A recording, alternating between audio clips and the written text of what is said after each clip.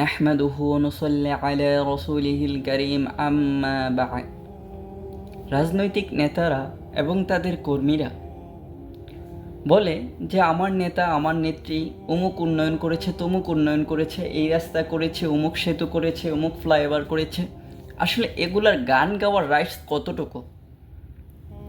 এই উন্নয়নের টাকা কোত্থেকে আসে? এটা কাদের টাকা? ধরেন আমি বা আপনি একটা বাড়ি বানাবেন।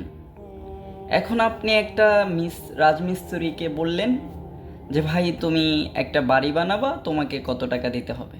ধরেন আপনি তাকে রোজ দিলেন, তাকে আপনি প্রতিদিনের রোজ দিলেন, এবং তার পাশাপাশি আপনি তাকে বললেন যে ভাই আমি তোমাকে এই পণ্যের টাকাগুলো দিচ্ছি, তুমি পণ্য কিনে আমার বাড়িতে ব্যবহার করো। আপনি তাকে সর্বোচ্চ মানের টাইলস, রড, সিমেন্ট ব্যবহার করার জন্য তাকে সর্বোচ্চ দামের টাকাটা দিলেন। সে কী করলো?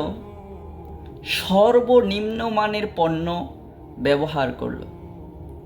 তারপর যখন বাড়ির কাজ শেষ হলো, বাড়ির কাজ শেষ হওয়ার পরে আপনাকে এসে বলতেছে যে ভাই বাড়িটা আপনাকে উপহার দিলাম।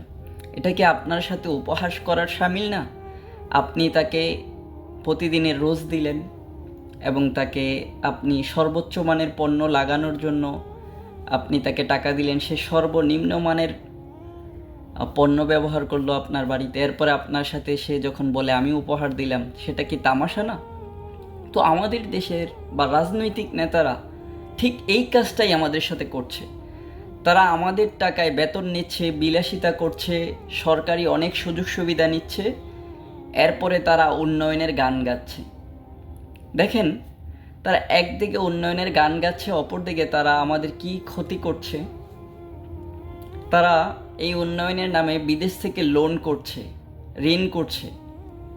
এই ঋণ করছে ফলে বিষয়টা এমন না যে ঋণ করার প্রয়োজন, কিন্তু তারা ঋণ করছে। কেন করছে? ঋণ করছে এই জন্য যে তারা যেন টাকা বিদেশে পাচার করতে পারে।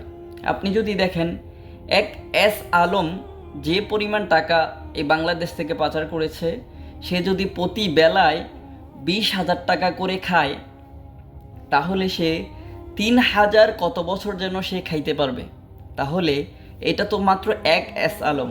বসুন্ধরা, সালমান এফ রহমান, প্রধানমন্ত্রী, মন্ত্রী, এমপি, আমলা, সচিবরা, উপজেলা চেয়ারম্যান, এরপরে তো অনেক চাঁদাবাজ নেতাকর্মী আছে। তাহলে বুঝেন যে কি পরিমাণ টাকা তারা বাহিরে পাচার করে বা তারা চুরি করে।